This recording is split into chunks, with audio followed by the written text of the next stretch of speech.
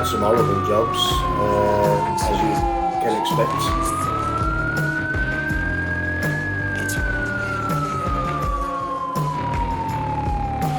Total adrenaline. As an 18-year-old thrown into that environment, it was just total adrenaline rush.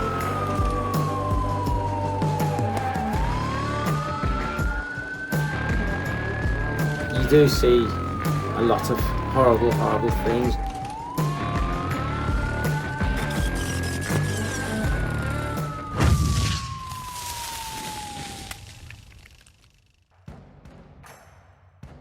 My name's Mark Edwards. I joined the fire service when I was 18, which was in 1984. I did 33 years in total, so man and boy. I was very naive 18-year-old. I was really, very naive. I was thrown into the lion's den, to be honest, when I joined, but best move I ever made. You know, made me the man I am today. Is that a good thing? I don't know, but it made me who I am. My name's Gareth McClean. I joined the fire service in 1991 and I served 27 years. I am Robert Calder. I joined the fire brigade in 1993, so I've served for 29 years. I remember a lot of first things. First call is to some luggage cupboard really on fire, and it was just total adrenaline. As an 18-year-old thrown into that environment, it was just total adrenaline rush. It was, that was the first one, first of many. Yeah, I remember the very first death I ever had in the job as well, which was about 6 months later, which it was a young child, about 2 years old, which it's really weird. It didn't affect me. It didn't bother me. I saw this charred child in front of me, and it bothered me the fact that it didn't affect me at all. And as the years went by, I realised why it didn't affect me, because I didn't have kids of my own. If I had kids of my own the same age, I could associate with this dead child, but it went straight over my head, and it bothered me the fact it didn't bother me, if that makes sense. In 2001, me and Mark went to a car accident on the M5 near West Bromwich.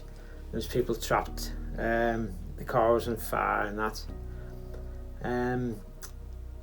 So basically we had to get them out of the car, and for that we both got accommodations for it.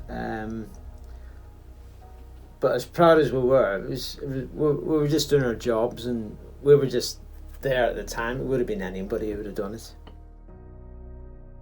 The last call was a bin fire, but I should have had a call after that, but because I was packing my kit away, I jumped off the truck. I was in charge at the time. I jumped off the truck and somebody jumped on the truck for me, and this fire again was a death. Somebody had set fire. I mean, I actually missed this one because I was packing my kit into bin bags so they could get rid of me. And my last call was a bin fire, a rubbish bin, and I should have had another one after that, but I jumped off, packed my kit away, somebody jumped on for me, and it was somebody who had some Asian lady, had a domestic with her husband, and down an entry poured petrol over herself and lit herself on fire.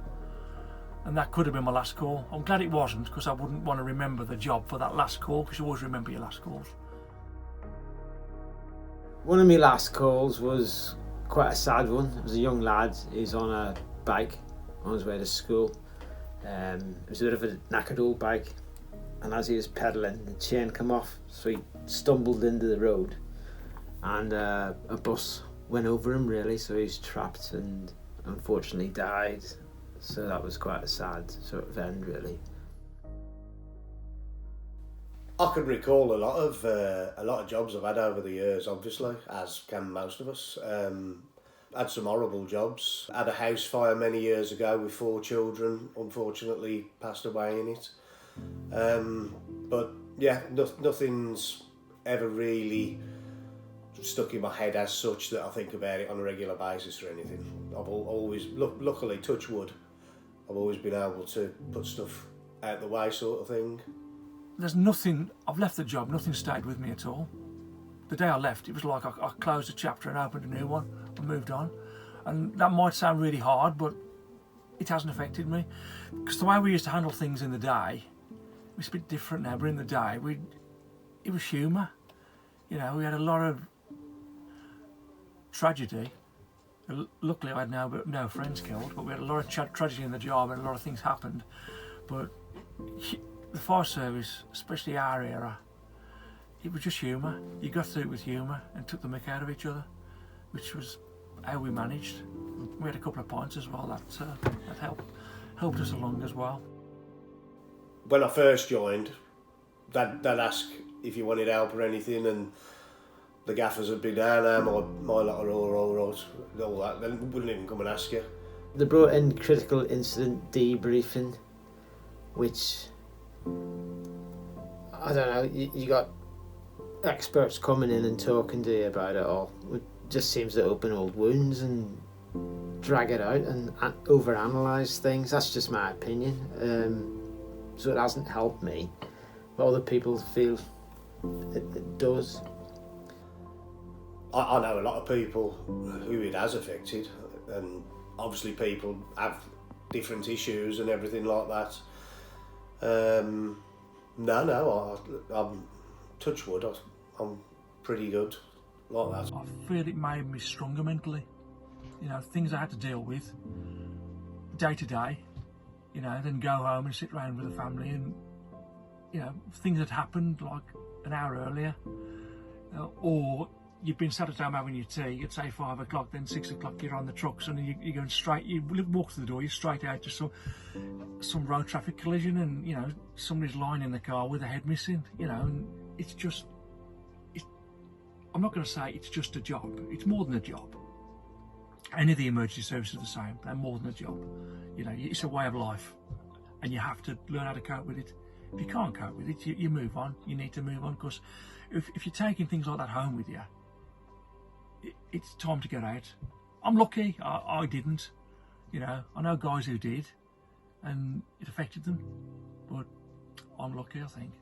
In all the time we've served in the fire service, you do see a lot of horrible things. You go to road traffic accidents, you go to flat fires, you go into house fires, you go into murders. There's loads of different things that you got to go to. You don't realise what you're going to until you actually get there. So you got to try and stay calm and not get carried away. So in a way, you got to be the sort of person that you can leave things there, and you get back to station, you chat about it. But at the end of the day, you just got to leave it all at work and go home to your families. It was nice because where we were stationed was Smethwick, so it was quite a community feel. It was an area in the West Midlands, and every year we did a panto for the local disabled kids, and then we did a night panto as well for the local old people's homes. They used to all get bussed in. Mark was the script writer and the producer, and he run the show, and Bob was always the starring panto dame. He liked the dresses. And that went on for years. It was great, really. It was a real good community feel. Being in the fire brigade made my life, really. Made me who I am, what I stand for, really. Gave me morals, you know. Made me appreciate teamwork and friends. I've made friends for life. When I first went on the watch, I joined 91. Mark had joined in 1984, so he'd been in 7 years before me, so it was good, really, because he was a single lad, I was a single lad, and so he took me under his wing and led me astray. And then a few years after, about 2 years after, Bob joined. We piled up straight away.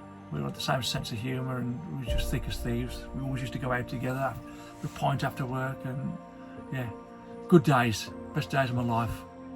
Them two idiots. You do a lot of things together, do you know what I mean? Like, you go out together, you're virtually living with each other for 4 days of a week. So yeah, we do a lot of stuff together, go out together, go caravanning together, all that sort of stuff. And then obviously, everyone I sort of joined with has retired now and left, but I still see them after now, like after work and everything, like, so yeah, it's good. So the three of us have basically all been friends for 30 years. The job's brought us together. It'll hold us together, memories and laughs that we've all had together, and when we're all 80, we'll be going down the pub together. It'll never go. If any of us are in trouble, pick the phone up, we're all there, regardless, doesn't matter.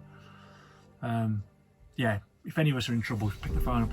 There's no ifs, no buts. I know they'll be there next minute.